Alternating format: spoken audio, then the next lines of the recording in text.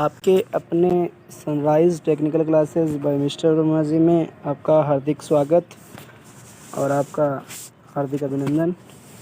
तो दोस्तों, अपने कल पार्ट नंबर फर्स्ट पढ़ लिया था, तो आज अपने पार्ट नंबर सेकंड पढ़ने जा रहे हैं। बेसिक इलेक्ट्रिसिटी का part number second. Basic electricity का अपने क्या पढ़ रहे हैं? Part number second. दोस्तों, मैं आपसे एक गुजारिश करूंगा कि आप हमारे इस चैनल, आपके अपने चैनल को सब्सक्राइब कीजिएगा और शेयर कीजिएगा ज़्यादा से ज़्यादा, ताकि कोई भी विद्यार्थी है जो इलेक्ट्रिशियन या इलेक्ट्रिकल की तैयारी करता है उसे फ़ायदा पहुंच सके।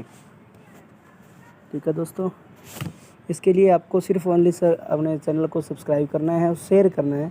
अगर वीडियो अच्छी लगे तो लाइक ज़रूर करना है। ठीक है, आज अपने जो पढ़ने जा रहे हैं वो है पदार्थ के बारे में। पदार्थ क्या होता है ये अपने आज पढ़ेंगे।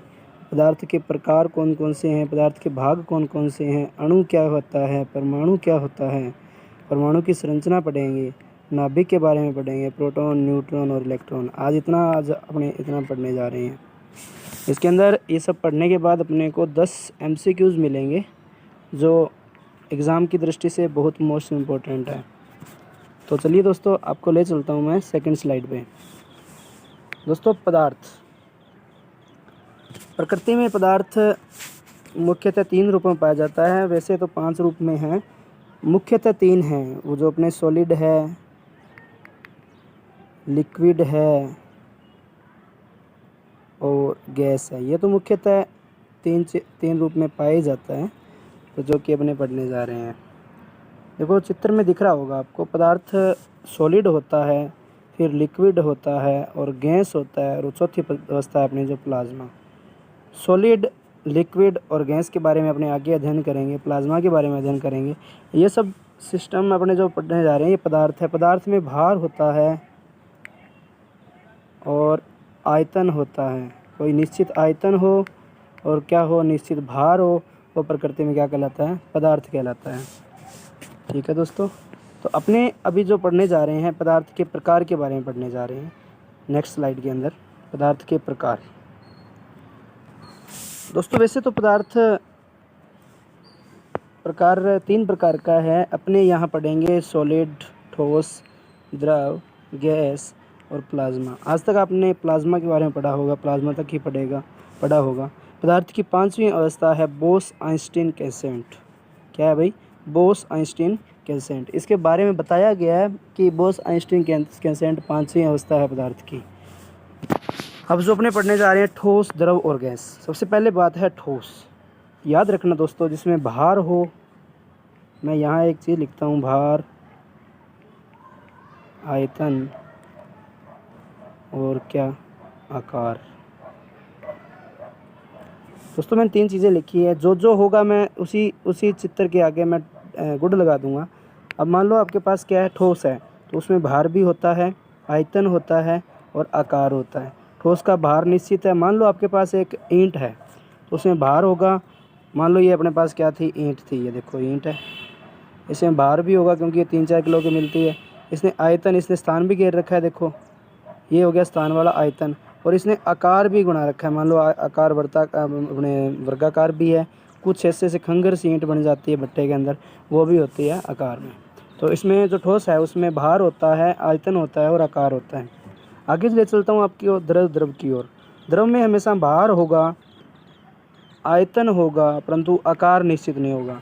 दोस्तों, आपने पढ़ा होगा कि मान लो आपने एक द्रव है, इस बाल्टी के अंदर भर रखा है। ये मान लो आपकी बाल्टी है कोई, इसके अंदर आपने इतना द्रव भर रखा है। मान लेता हूँ इतना द्रव भरा हुआ है। कहाँ तक? यहाँ तक द्रव भरा हुआ है। और एक आपके पास क्या बोतल है? क्या भाई? एक आपके पास क्या बोतल है? इस बोतलों में आपने पानी भर रखा है। जो द्रव है, मैंने वो लिक्विड बोला है, ऊपर रखा है। अब देखो, इसमें भार है ना। अपने बोतल सोचते हैं कि 250 ml की है या 200 ml की है, जो भी है। और जो बाल्टी अपने लीटर में नापते हैं कि 2 लीटर की है या 5 लीटर की है, जितने भी लीटर की है जो बाल्टी अपने मापते हैं। तो इसका आपने भार समझ लिया, भार होता है। ठीक है, भार तो होता है। आयतन, आयतन इसने देखो इतने दूर में आयतन भी घेर रखा है कि पानी इतने आयतन में आ जाता है। बोतल में इतने आयतन में घेर रखा है इसने। तो आपने देखा आकार नहीं होता। आप द्रव को तोड़ मोड़ सकते हो क्या, या मरोड़ सकते हो द्रव को, या आपने बोल सकते हैं कि टेढ़ा मेढ़ा कर दें, तो ऐसा नहीं होता। इसमें क्या होता है, ओनली भार होता है और आयतन होता है। मैं गुड निशान लगा रहा हूँ, जो दिख रहा होगा आपको। भार होता है, आयतन होता है, परंतु क्या नहीं होता, आकार नहीं होता। याद रखिएगा दोस्तों। आगे है जो तीसरी अवस्था, गैस। गैस में हमेशा भार होता है। आपने देखा होगा कि जो अपने यूज़ करते हैं सिलेंडर घर पे, मान लो ये सिलेंडर है अपने पास, मान लेते हैं सिलेंडर है, तो सिलेंडर पे लिखा होता है कि 14 या 14.5 किलो का सिलेंडर है जो अपने एलपीजी यूज़ करते हैं। तो इस पे लिखा होता है, इसमें भार होता है, ना कि आयतन ना आकार। गैस का कभी आकार देखा है? वायुमंडल में गैस से बहुत है, तो आपने देखा है कि उसका आकार होता है, कि उसका मतलब वर्गाकार है, आयताकार गैस है या त्रिभुजाकार है, जो भी है। और ये गैस का आकार नहीं होता। और चौथी अवस्था प्लाज्मा अवस्था है, जो सूर्य से निकलने वाली रोशनी, धुआं हो गया, और मान लो कोई अपने प्रोटॉन, इलेक्ट्रॉन, न्यूट्रॉन इकट्ठे हैं, उसकी अवस्था भी क्या कहलाती है? प्लाज्मा अवस्था कहलाती है। बोस आइंस्टीन एक्सेंट एक अवस्था है जो सभी भागों में मिलकर बनी होती है। ये बोस आइंस्टीन क्वेसेंट अवस्था है। अब आपको मैं एग्जांपल पे ले चलता हूँ। देखो, मैंने पहले बताया सॉलिड। सॉलिड मान लो ये मेरे पास एक लकड़ी का गुटका है, इसमें भार भी है, इसका आयतन भी है, इसका क्या आकार भी है। ठीक है, ये आपने सॉलिड के बारे में पढ़ लिया। ठीक है। और अब है अपने जो ठोस द्रव। द्रव ये रहा, ये पानी की बूंदें पड़ रही है। ठीक है। अपने इस सोच रहे हैं कि ये मान लो मैंने गिलास, बाल्टी का उदाहरण दिया, मान लो ये गिलास है, ये मिल्क है। तो अपने जो इसमें द्रव होता है, वो द्रव हमेशा आकार में नहीं होता, परंतु भार और आयतन में विद्यमान होता है। गैस, अब देखो इस गैस का कोई आकार लग रहा है क्या आपको? ये गैस वायुमंडल में अब धुआं है, इसका कोई आकार दिखता है आपको? तो इसमें यहाँ पे समझाने के लिए हीलियम गैस यूज़ की है इसने। हीलियम गैस सबसे हल्की गैस होती है, जो वायुमंडल में गुब्बारा वगैरह भरते हैं उसमें हीलियम गैस भरी जाती है। आगे है प्लाज्मा। प्लाज्मा अवस्था है सूर्य से निकलने वाली किरणें और बिजली का झटका, और जो धुआं है मतलब कारखानों से निकलने वाला धुआं है, वो भी किस में आता है? प्लाज्मा अवस्था में आता है। ठीक है। धुआं बोल रहा हूँ प्लाज्मा अवस्था में, ना कि मैं गैस बोल रहा हूँ, सिर्फ धुआं। धुआं जो फ्लूइड गैस, फ्लूइड है, जो दग्ध बोलते हैं, इसे धुएं को दग्ध बोलते हैं हिंदी में। तो ये दोस्तों अपने भार और आयतन और आकार के बारे में पढ़ लिया। किसके बारे में पढ़ा है आपने? पदार्थ के बारे में। थोड़ा सा दोस्तों मिटो देता हूँ इसको, ताकि कुछ अच्छा समझ आ जाए। और हाँ जी, आपने पढ़ लिया ठोस के बारे में, द्रव के बारे में, गैस के बारे में, प्लाज्मा और बोस आइंस्टीन। तो दोस्तों अब ले चलता हूँ आपको पदार्थ की भाग की ओर। संरचना में भाग कौन कौन से होते हैं पदार्थ के, उसके बारे में बताता हूँ। मान लो कि मेरे पास एक ये पदार्थ का भाग है, मान लो कोई ईंट वगैरह बनी हुई है। क्या है भाई? एक मेरे पास मिट्टी के कण है। पदार्थ के भाग होते हैं। पहला पदार्थ होता है, जिसे मैं दर्शा रहा हूँ मैटर से, एम लिख रहा हूँ इसमें, ये मैटर है। और उसके बाद पदार्थ के छोटे छोटे कण होंगे। आप बताओ, एक आपने ईंट बनानी है, क्या बनानी है भाई? ईंट बनानी है। तो ईंट के लिए हमें बहुत सारे क्या होने चाहिए? कण होने चाहिए। मिट्टी के क्या होने चाहिए हमारे पास? कण होने चाहिए। इस मिट्टी के कण को बाद में गूंथा जाता है, जिसे बोलते हैं अपने गारा बना लिया जाता है। वो बोलते हैं, वो क्या बन गया? अपना अणु बन गया। ठीक है। इस अणु को बहुत सारे अणु मिला करके फिर हमने क्या बना लिया? पदार्थ बना लिया। तो यही बात पदार्थ के बारे में समझाना चाहता हूँ मैं। मान लो आपके पास ये एक ईंट है, इसमें क्या है? पहले ईंट क्या थी? पदार्थ थी। पदार्थ को, ईंट को आपने छोटे छोटे तोड़ा, तो छोटे छोटे क्या बन गए इसमें? मान लो अपने बोलते हैं हिंदी भाषा, बागड़ी भाषा में जो अपने बोलते हैं पत्थर होते हैं छोटे छोटे, वो बन गए। उस पत्थर से छोटे छोटे कण हैं जो मिट्टी के, वो अलग अलग कर लूँ मैं।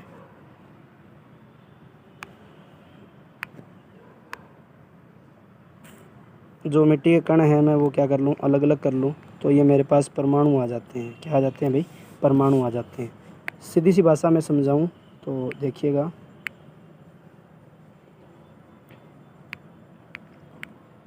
मान लो कि ये मेरे पास क्या है? पदार्थ है। क्या है भाई? पदार्थ है। इसको मैंने मैटर से, एम से लिख दिया।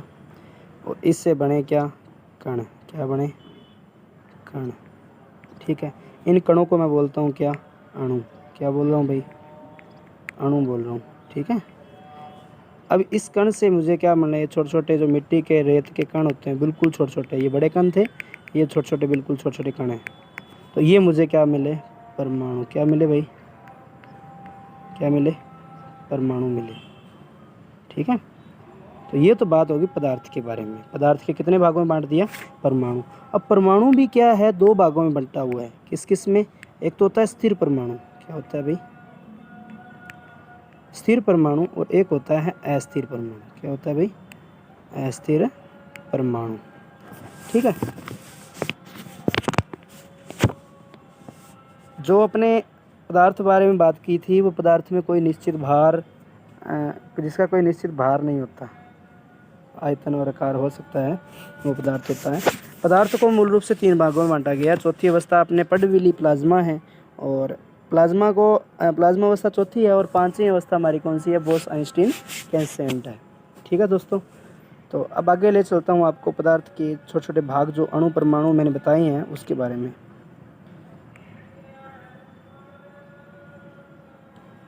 दोस्तों अपने पढ़ने जा रहे हैं अभी अणु के बारे में। किसके बारे में? अणु। पदार्थ का कोई भी वह छोटे से छोटा भाग जो पदार्थ से सभी गुण विद्यमान हो। इसमें पदार्थ के टोटल गुण विद्यमान होते हैं। किसमें? अणु में। ये अपना अणु है, ये तो परमाणु है, एटम, ये मॉलिक्यूल अणु है। दो पदार्थ के सभी छोटे छोटे भाग होता है जिसमें पदार्थ के सभी गुण क्या होने विद्यमान होते हैं। प्रकृति में स्वतंत्र अवस्था में विद्यमान रह सकता है। मान लो हाइड्रोजन परमाणु ऑक्सीजन परमाणु का अणु है, ऑक्सीजन है, मान लो आपने यहाँ पे क्या ले रहे हैं, ऑक्सीजन परमाणु का अणु ले रहे हैं, और उसमें कुछ ना कुछ हाइड्रोजन और ऑक्सीजन के दोनों के आइटम होंगे। तो जब भी अणु मान लेते हैं, जल है, क्या अभी अपने पास जल है। जल किस किस से मिलकर बना है? हाइड्रोजन व और किससे? ऑक्सीजन से, दोनों से मिलकर क्या हुआ है? बना हुआ है। ठीक है, तो ये हो गया अपने अणु के बारे में। अणु के बारे में आपने पढ़ ही लिया कि यह पदार्थ का वह छोटे से छोटा भाग है जिसमें पदार्थ के सभी गुण क्या होते हैं? विद्यमान होते हैं। यह प्रकृति में स्वतंत्र अवस्था में विद्यमान रह सकता है। मान लो कोई मतलब इसकी अवस्था नहीं है, ये स्वतंत्र अवस्था में मान लो घूम सकता है। मान लो कि आपके पास इतना बड़ा कोई पैकेज है, इसके अंदर आप बोल सकते हो कि ऑक्सीजन कितनी है, मुझे नहीं बता सकते ना, तो ये स्वतंत्र अवस्था में विद्यमान रह सकता है। ये बात होगी अणु की। सबसे पहले बात, अणु की खोज किसने की थी? जॉन डाल्टन ने की थी। किसने की थी भाई? जॉन डाल्टन ने की थी। किसमें? सन 1919 के अंदर। किसमें भाई? लगभग सन 1919 लिखा आता है कई जगह, तो सन 1919 होगा। ठीक है, जॉन डाल्टन ने की थी, याद रख लेना। और अब आगे चलते हैं अपने परमाणु की ओर। परमाणु, परमाणु को इंग्लिश में बोलते हैं एटम।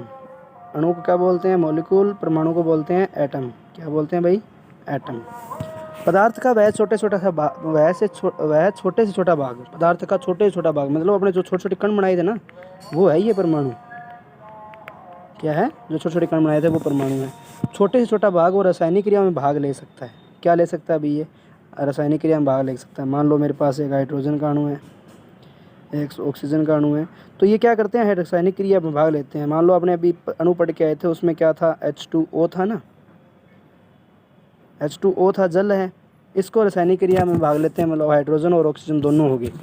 और इसको रासायनिक क्रियाओं द्वारा क्या किया जा सकता है? अलग अलग किया जा सकता है, पृथक पृथक किया जा सकता है। तो ये क्या कहलाता है? परमाणु कहलाता है। परमाणु प्रकृति का वह छोटे से छोटा भाग है जो रासायनिक क्रियाओं में भाग ले सकता है, और रासायनिक क्रियाओं द्वारा क्या किया जाता है? अलग अलग कर लिया जाता है, पृथक पृथक कर दिया जाता है। तो वो होता है परमाणु।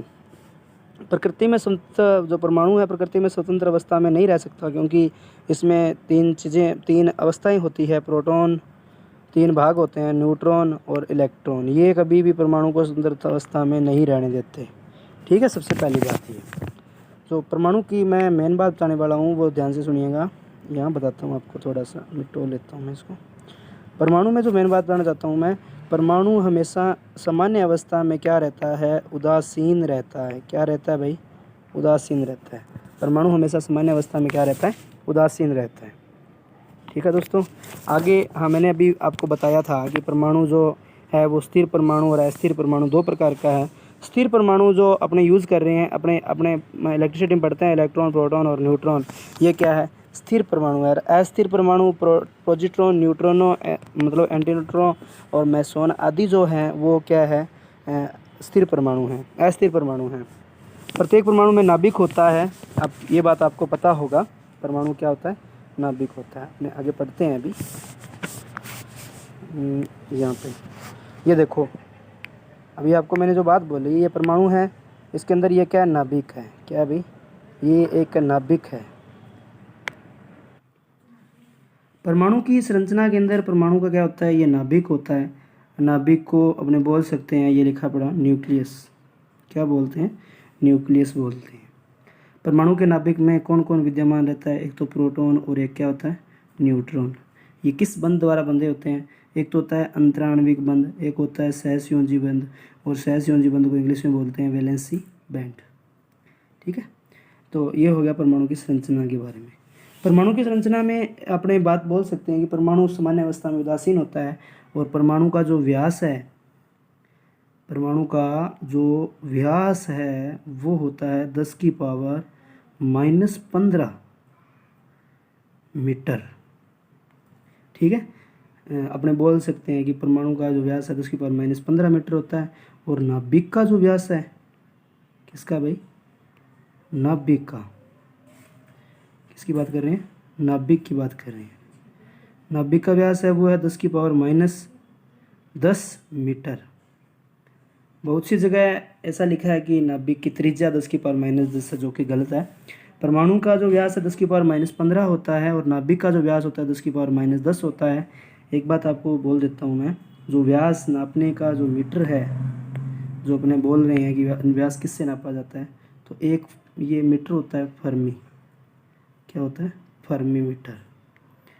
तो बोल सकता हूँ कि एक अपने जो फर्मी मीटर है उसमें 1 एंगस्ट्रॉम बराबर, कितना, 1 एंगस्ट्रॉम बराबर होता है 10⁻10 मीटर। कितना होता है भाई, 10⁻10 मीटर होता है। ये एक फर्मी मीटर के बारे में है। एक फर्मी मीटर के एंगस्ट्रॉम जो अपने मापक है, अपना छोटे छोटे इकाई है मीटर की, मतलब परमाणु के व्यास को नापने की, वो होता है एंगस्ट्रॉम। ठीक है, अब अपने जो पढ़ने जा रहे हैं वो है परमाणु के 3 भाग हैं, इलेक्ट्रॉन, प्रोटॉन और न्यूट्रॉन। तो आपको एक मैं ट्रिक दिखा रहा हूँ, ईंट पग नाच, ईंट पग नाच। तो ई से है इलेक्ट्रॉन का, अभी एक आगे सारणी है, उसमें आपको सारे खोजकर्ता वगैरह सब लिखा होगा, वहाँ पे आप देख लीजिएगा। ईंट होता है इलेक्ट्रॉन, और टै से होता है थॉमसन। क्या होता है भाई, जे कौन होंगे भाई, थॉमसन। जो वैज्ञानिक है ये कौन से थे, जे थॉमसन। हाँ, आपको बताना भूल गया, जो परमाणु की खोज है वो हमारे रदरफोर्ड ने की थी। किसने की थी, रदरफोर्ड ने। और जो प्रोटॉन इलेक्ट्रॉन है उसकी खोज थॉमसन ने की थी, और प्रोटॉन है जो पी इसमें नाभिक में विद्यमान है उसकी खोज गोल्डस्टीन ने की थी। किसने की थी भाई, गोल्डस्टीन ने की थी। कब की थी वो आगे सारणी में सब लिखा हुआ है। आगे है न्यूट्रॉन। न्यूट्रॉन, ये न्यूट्रॉन है, इसकी खोज जेम्स चैडविक ने की थी। तो इस जो अपने जो पढ़ने जा रहे हैं इसका मैं आपको पूरा व्यू बताता हूँ। ईंट पग नाच होता क्या है, ईंट पग नाचे। ठीक है, ये था। तो ईंट पग नाचे के अंदर आपको बता रहा हूँ मैं, ई से इलेक्ट्रॉन है जिसकी खोज की थी जे थॉमसन ने, और पै से मेरा है प्रोटॉन जिसकी खोज की थी किसने, गोल्डस्टीन ने, और तीसरा है एन से न्यूट्रॉन जिसकी खोज किसने की थी, जेम्स चैडविक ने। किसने की थी भाई, जेम्स चैडविक ने की थी। ठीक है दोस्तों, ये आपने यहाँ से पढ़ लिया है। और आपको जो मेन जो पॉइंट थे अभी आपको बताए मैंने, 10⁻10 मीटर और 10⁻- जो 15 मीटर है, ये आपको ज़रूर याद रखना है। ठीक है दोस्तों, ये ईंट पग नाच मेरी एक ट्रिक है जो मैं मेरे लिए यूज़ करता हूँ ताकि मुझे थ्योरी को tricky base. Proton, neutron, electron आपने पढ़ लिया। अब आपने बात करते हैं प्रोटॉन और न्यूट्रॉन, इलेक्ट्रॉन की संक्षिप्त में बातें। क्या करते हैं भाई, प्रोटॉन, न्यूट्रॉन, इलेक्ट्रॉन की संक्षिप्त में बातें। पहली बात करता हूँ मैं प्रोटॉन के बारे में। किसके बारे में, प्रोटॉन।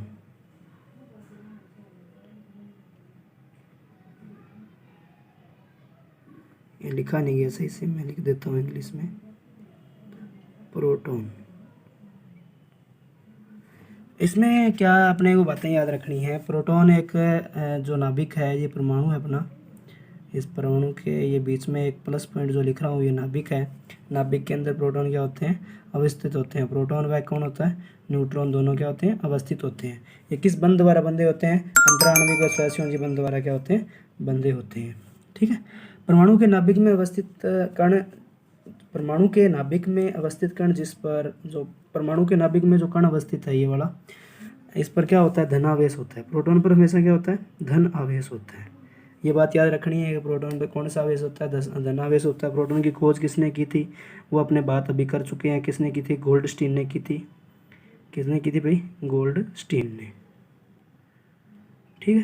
प्रोटॉन पर जो द्रव्यमान होता है वो कितना होता है, +1.6, सॉरी हाँ +1.67, 1.67 गुणा 10⁻⁻27 kg होता है। कितना होता है भाई, 10⁻⁻27 kg।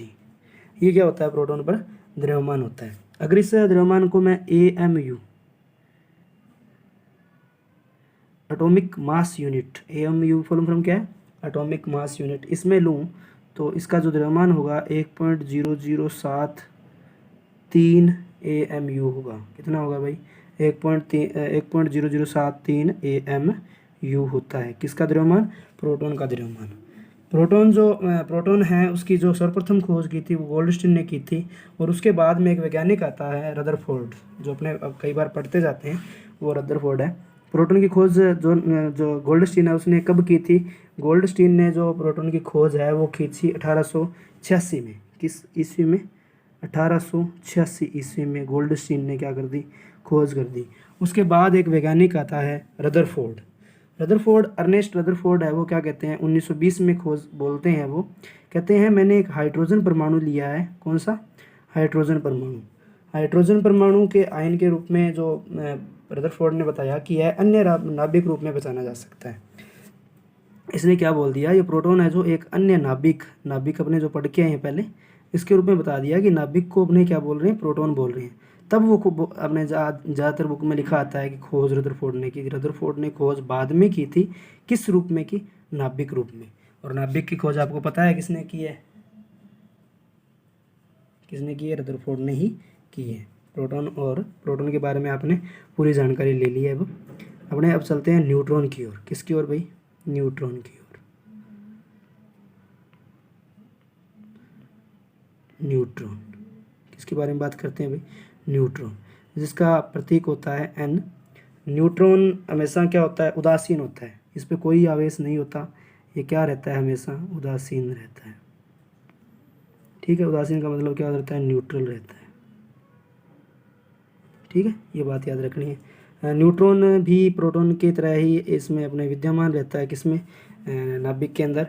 और प्रोटॉन और न्यूट्रॉन दोनों का जो द्रव्यमान है, प्रोटॉन का द्रव्यमान था 1.72, इसका 1.64 होता है। कितना होता है भाई, 1.674 गुणा 10⁻⁻, वही 27 kg। कितना होता है भाई, 10⁻⁻27 kg।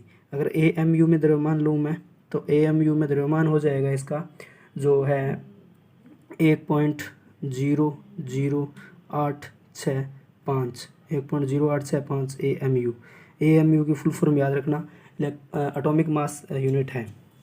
जो न्यूट्रॉन है उसकी खोज जेम्स चैडविक ने की थी। और जेम्स चैडविक ने लगभग 1932 में खोज की थी। कब की थी जेम्स चैडविक ने, 1932 में किसकी खोज की थी, न्यूट्रॉन की खोज की थी। और न्यूट्रॉन पे बता दिया कि इस पे उदासीन होता है, इस पे कोई आवेश नहीं होता। तो अपने बात करते हैं अभी इलेक्ट्रॉन की। किसकी बात करते हैं दोस्तों,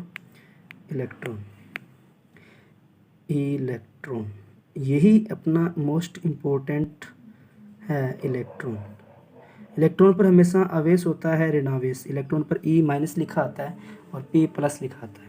इलेक्ट्रॉन पर जो आवेश होता है वो होता है माइनस होता है, परंतु होता कितना है, प्रोटॉन का होता है 1.6 गुणा 10⁻⁻19 कूलम, और इसका होता है -1.6 गुणा 10⁻⁻19 कूलम। प्रोटॉन का आवेश मैं लिखवा दिया या नहीं लिखवाया वो देख लेना, इसमें दोबारा लिखवा देता हूँ, 1.6 गुणा 10⁻⁻19 कूलम होता है।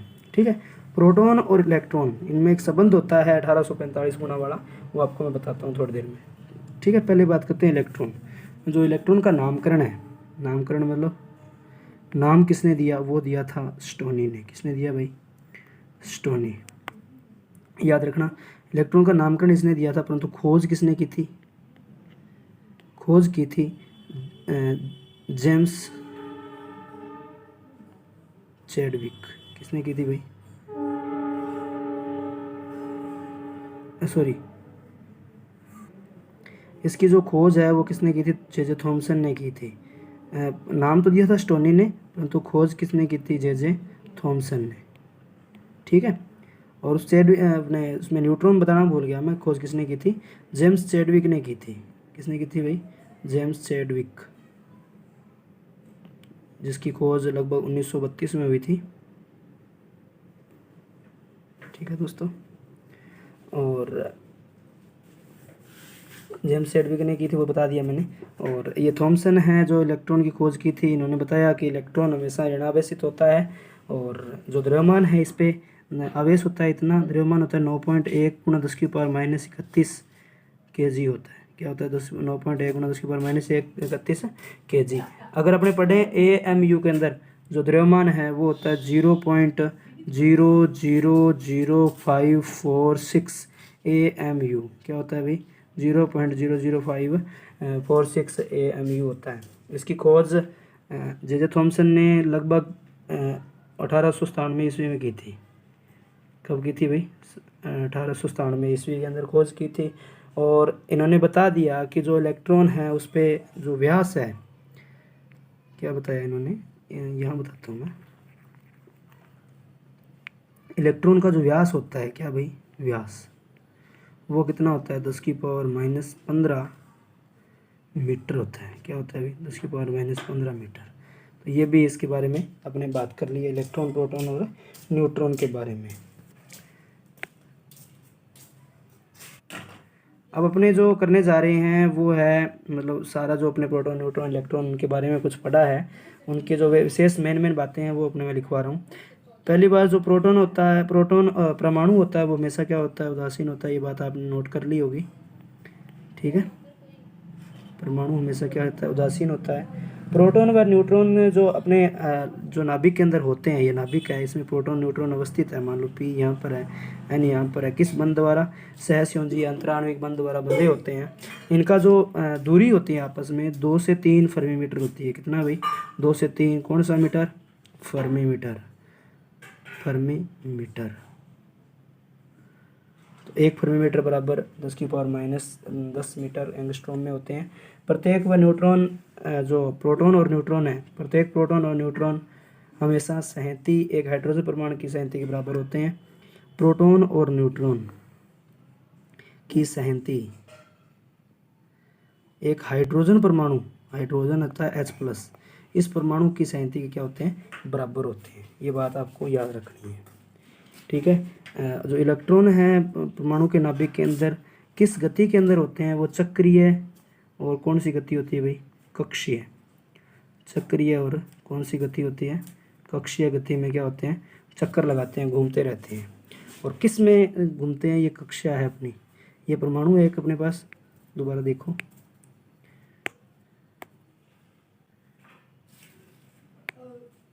मान लो मेरे पास एक ये परमाणु है, इसके ये नाभिक है छोटा सा, ये इसके बाहरी, ये क्या है? इलेक्ट्रॉन है। क्या भी? इलेक्ट्रॉन है। ये परमाणु नाभिक है। ये किस गति में घूर्णन करता है? कक्षीय और चक्रीय गति। ये हमेशा अवस्थित किस में रहता है? ऑर्बिट लिखा आ सकता है आपके सामने, या लिखा आ सकता है कक्षा, या लिखा आ सकता है कक्ष। ठीक है। और एक और होता है एनर्जी फील्ड, ऊर्जा कोश। एनर्जी फील्ड बोलते हैं ऊर्जा कोश को। ये भी आपको लिखा आ सकता है। क्या? Energy field. क्या होता है भाई? Energy field. दोस्तों आज के लिए इतना ही है, और अपने अभी इसके 10 जो MCQs है वो हल करेंगे। आशा करता हूँ कि सारा आपको समझ आ गया होगा लगभग। और जो अपने इलेक्ट्रॉन, प्रोटॉन और न्यूट्रॉन की जो ट्रिक है वो भी आपको समझ आ गई होगी। ईंट पग नाच, इसके बारे में आपको सारा विशेष रूप से बता दिया मैंने। अब प्रोटॉन, न्यूट्रॉन, इलेक्ट्रॉन की खोज कैसे हुई, ये सारणी के माध्यम से आप देख सकते हो। समझा देता हूँ। इलेक्ट्रॉन की खोज किसने की? जे थॉमसन ने की थी 1897 में। और इन्होंने, ये आधुनिक भौतिक के जनक हैं। इनके जो आवेश का मात्रक है 1.6 × 10⁻−19 कूलाम होता है। द्रव्यमान होता है -9.1 × 10⁻31 kg। ठीक है। प्रोटॉन का जो नामकरण किया, प्रोटॉन है उसका नामकरण तो रदरफोर्ड ने कर दिया था, और जो खोज किसने की थी, गोल्डस्टीन ने की थी। इलेक्ट्रॉन का नामकरण किसने किया था भाई, स्टोनी ने किया था। किसने किया था, स्टोनी ने। प्रोटॉन की खोज 1896 में हुई थी, नामकरण किया था रदरफोर्ड ने, खोज किसने की थी, गोल्डस्टीन ने की थी। और प्लस 1.6 गुणा -19 कूलम आवेश होता है, और द्रव्यमान होता है 1.672 गुणा 10⁻27 kg। और इलेक्ट्रो एटॉमिक मास यूनिट आपको मैंने बताई दी है, ठीक है। उसके बाद है न्यूट्रॉन। न्यूट्रॉन की खोज किसने की थी, जेम्स चैडविक ने की थी सन 1932 के आसपास। जो अपने लगभग आपको बताया मैंने 1932 ही है। 1932 के आसपास अस्थायी मूल, जो ये न्यूट्रॉन है ये अस्थायी मूल कण है, आवेश रहित होता है, 1.67 गुणा 10⁻27 kg इस पे क्या होता है, द्रव्यमान होता है। ये आपने पढ़ लिया है। अब बात है MCQs, जो मोस्ट इंपॉर्टेंट MCQs है वो पढ़ रहे हैं अपने। जो पदार्थ है कितने वर्गों में बांटा गया, पहली बात तो 5 वर्गों में। पदार्थ की 5वीं अवस्था कौन सी है, आइंस्टीन, बोस आइंस्टीन आपने जो पढ़ी थी अभी वो है। परमाणु सामान्य अवस्था में हमेशा क्या रहता है, उदासीन रहता है। क्या रहता है भाई, उदासीन रहता है, ठीक है। और परमाणु के नाभिक में विद्यमान होता है, कौन कौन होता है, प्रोटॉन व न्यूट्रॉन विद्यमान रहते हैं। किस बंध द्वारा बंधे होते हैं, सहस्योजी अंतराण्विक बंध द्वारा बंधे होते हैं। अणु हमेशा प्रकृति का बड़ा कण है, प्रकृति का क्या है, बड़ा कण है। और परमाणु हमेशा सबसे छोटा कण है, प्रकृति का छोटा कण कौन सा है, परमाणु, ठीक है। प्रोटॉन न्यूट्रॉन इलेक्ट्रॉन की व्याख्या आपने पीछे देख ही ली है। प्रोटॉन न्यूट्रॉन इलेक्ट्रॉन, प्रोटॉन की खोज अपने गोल्डस्टीन ने की थी, न्यूट्रॉन की खोज जेम्स चैडविक ने की थी, इलेक्ट्रॉन की खोज जे थॉमसन ने की थी। इलेक्ट्रॉन का AMU में भार कितना होता है, इलेक्ट्रॉन का AMU में भार पूछा है तो लगभग एक अपने 0.00546 0.00546 AMU होता है, ठीक है। उसके बाद AMU का विस्तार मैंने एटॉमिक मास यूनिट बता दिया। इलेक्ट्रॉन हमेशा किस अवस्था में विद्यमान रहता है, हमेशा ऋणावेश में विद्यमान रहता है और कक्षीय और चक्रीय गति करता है। प्रोटॉन इलेक्ट्रॉन से कितना गुना भारी है, प्रोटॉन इलेक्ट्रॉन से कितना गुना भारी है, इलेक्ट्रॉन प्रोटॉन से नहीं, प्रोटॉन इलेक्ट्रॉन से 1845 गुना भारी है। अगर आपसे पूछ लिया जाए कि इलेक्ट्रॉन प्रोटॉन से कितना गुना भारी है तो 1 बोलेंगे, 1/1845 गुना। कितना भाई, 1845 गुना। प्रोटॉन से आपसे पूछे इलेक्ट्रॉन प्रोटॉन से कितना भारी है तो अपने बोलेंगे 1/1845 गुना। अगर सीधा पूछ लिया जाए प्रोटॉन इलेक्ट्रॉन से कितना गुना भारी है तो अपने बोलेंगे सीधा डायरेक्ट 1845 या 1840 गुना। दोस्तों आशा करता हूँ आपको हमारी जो आज की जो वीडियो सीरीज़ है वो बहुत अच्छी लगी होगी, और बहुत अच्छी लगी होगी। आप इस वीडियो को अगर आपको अच्छी लगे तो लाइक शेयर सब्सक्राइब ज़रूर कीजिएगा, अपने दोस्तों में शेयर कीजिएगा। धन्यवाद दोस्तों, आपका दिन शुभ हो, टेक केयर।